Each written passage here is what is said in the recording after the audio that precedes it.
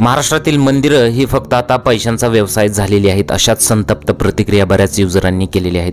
कारण की छत्रपती शिवाजी महाराज यांचे कुलदैवत असणारे तुळजाभवानी मंदिर अक्षरशः त्या पुजाऱ्यांनी आणि काही लोकांनी धुळीत मिळवलेलं आहे।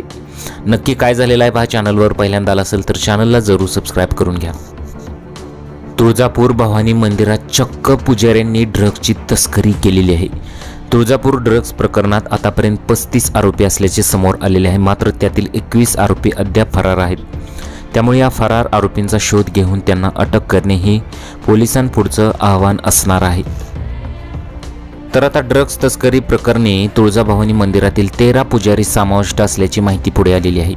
विशेष म्हणजे हे पुजारी राजकीय पक्षाचे कार्यकर्ते देखील असल्याची माहिती आहे।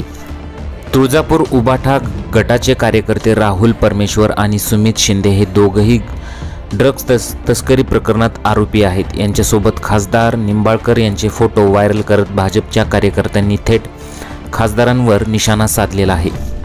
खरोखरच लोकांनी या मंदिरांचं काय करून ठेवलेलं आहे असाच प्रश्न अनेक लोकांनी उपस्थित केलेला आहे। आता मंदिरात जायचं तरी कसं, कुठल्या श्रद्धेने जायचं, थेट आता पुजारीच असो वागू लागल्यावर काय करायचं असा सुद्धा सवाल अनेक लोकांनी उपस्थित केलेला आहे। तुम्हाला या घटनेबद्दल काय वाटतं, तुमच्या प्रतिक्रिया जरूर कळवा।